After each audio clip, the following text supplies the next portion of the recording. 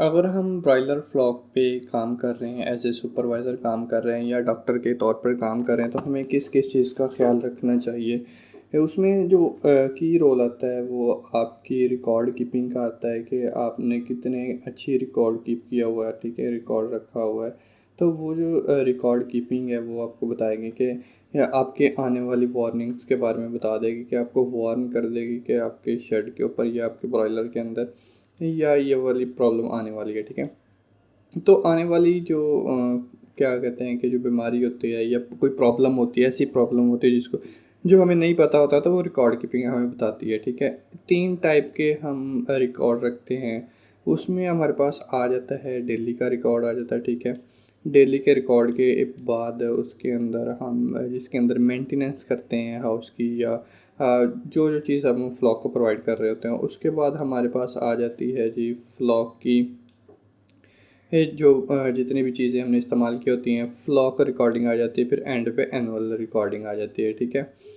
तो annual recording के बाद जो चीज़ आती है वो अपने रिपोर्ट करनी होती है। तो इसमें हम ये देखेंगे कि कौन कौन सी जो टाइप्स होती हैं रिकॉर्डिंग की, ठीक है। सबसे पहले तो रिकॉर्डिंग में आ जाती है डेली रिकॉर्डिंग। डेली रिकॉर्डिंग में आप जो डेली काम कर रहे होते हैं उसको आप रिकॉर्ड कर रहे होते हैं एक्चुअली, ठीक है। तो first of all daily recording में आ जाती है मोर्टेलिटी एंड कलिंग। जितने आपने कल किए होते हैं बर्ड या जितने आपने उस मोर्टेलिटी हो रही होती है उसको रिकॉर्ड करते हैं। डेली फीड कंजप्शन करते हैं कि एक दिन के अंदर एक परिंदे ने कितनी फीड खाई है, ताया कि जो फीड बाहर से आ रही है वो ज़ाया तो नहीं हो रही है, नेक्स्ट में उसको कितनी हमें चाहिए होगी, कब तक चलेगी। तो ये इस चीज़ का रिकॉर्ड बताता है। डेली फीड कंजप्शन पर बर्ड बताता है, और उसके बाद डेली वाटर कंजप्शन के एक परिंदे ने कितना पानी पिया है ये भी बताता है। क्योंकि आपको पता है कि अगर पानी यकदम से बढ़ जाए तो आपको पता है कि कोई ना कोई बीमारी आना शुरू हो जाती है।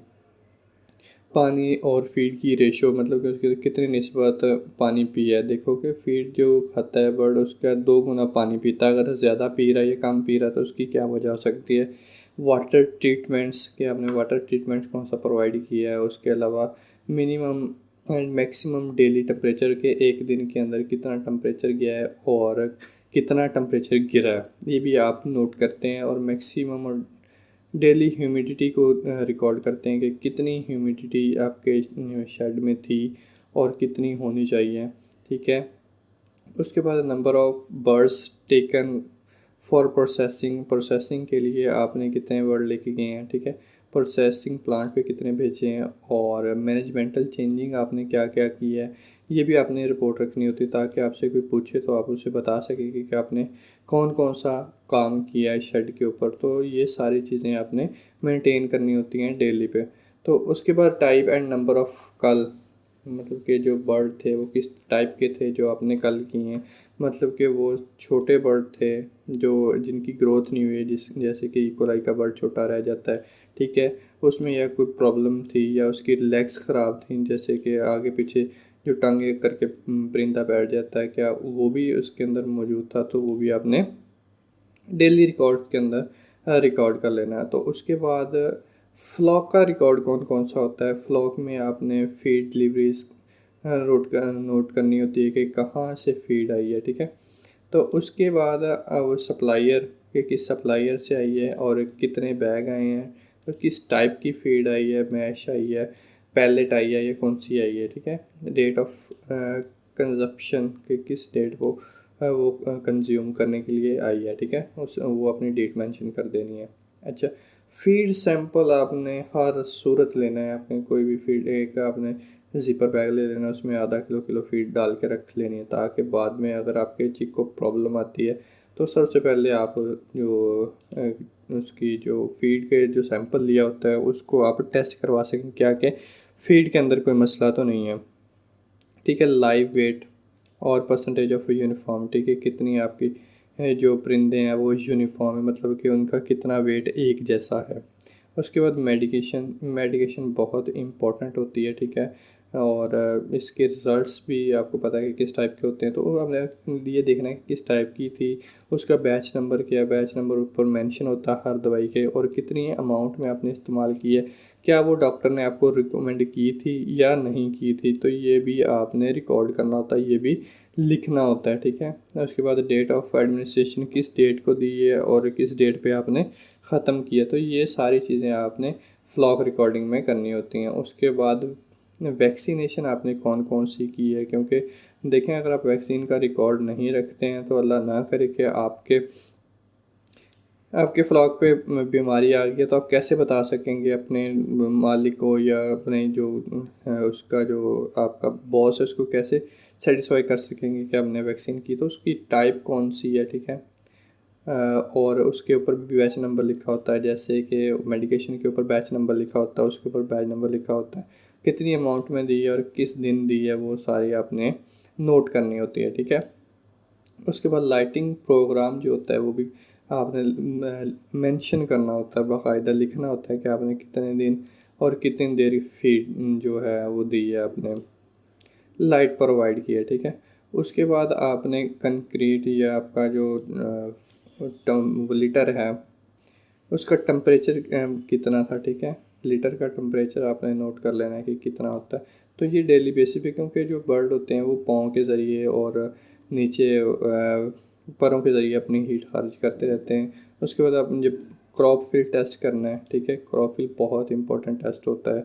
आपको पता है कि 24 घंटे के बाद करते हैं जब हम चिक ले आते हैं, ठीक है। उसके बाद लीटर आपके पास कौन सा है, इसकी टाइप कौन सी है, किस डेट को आया था, और अमाउंट ऑफ डिलीवर्ड कितनी अमाउंट डिलीवरी हुई है, और उसकी आपने विजुअल इंस्पेक्टेशन करनी है कि दिखने में वो कैसा लग रहा है, ठीक है।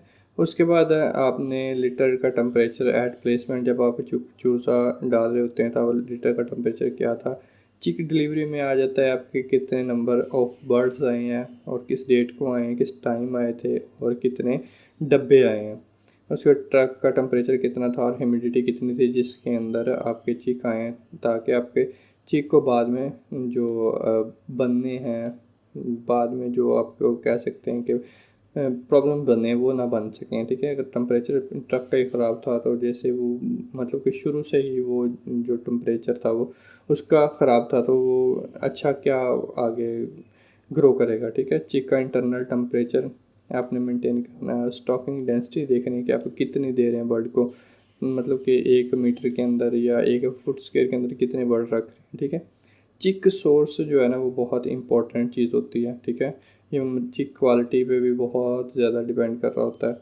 चिक सोर्स मतलब किस हैचरी से है, कौन सी ब्रीड है उसकी, और डोनर ब्रीडर कोड क्या है। ब्रीडर कोड जो होता है वो बहुत इंपॉर्टेंट होता है। और चिक का वेट आपको पता है क्या आता है, सारा उसका वज़न कर लेते हैं, ठीक है।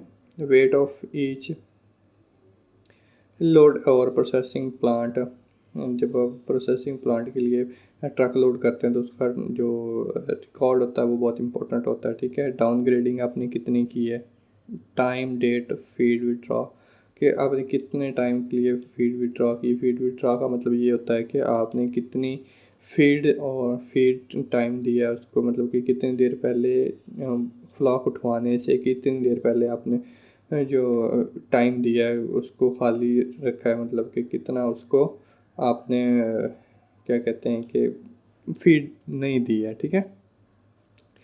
कैचिंग की डेट आपने लिखनी है कि किस टाइम हुई थी और कब हुई थी और ख़त्म कब हुई थी, ठीक है। ये भी आपने इंपॉर्टेंट चीज़ है, ये भी आपने रखनी होती है। और क्लीन आउट रिपोर्ट देनी होती है, बैक्टीरियल काउंट देना होता है और विजुअल इंस्पेक्शन देनी होती है, कहीं पे कोई ऑर्गेनिक मटेरियल लगा तो नहीं है, मतलब वीटें वगैरह तो नहीं लगी हुई। पोस्टमार्टम रिजल्ट्स देने होते हैं और विजिटर बुक जो कि बहुत इंपॉर्टेंट है, ये आपकी बायोसिक्योरिटी को बहुत ज़्यादा इससे इफ़ेक्ट करती है। तो ये आपकी रिकॉर्ड होनी चाहिए। तो एनुअल रिकॉर्ड के अंदर वाटर टेस्ट आपने करवाना है कि टेस्ट का जो वो पानी का सोर्स है, जो आप पानी जिधर से पानी दे रहे हैं उसके अंदर TDS कितना, नमक आज कितनी है, ठीक है। और ड्रिंकर के ऊपर जो आ रहा है उस वो कितना है, ठीक है। तो अगर आपको मेरी वीडियो अच्छी लगी है तो आप मेरे चैनल को सब्सक्राइब करना मत भूलिएगा। अल्लाह हाफिज़।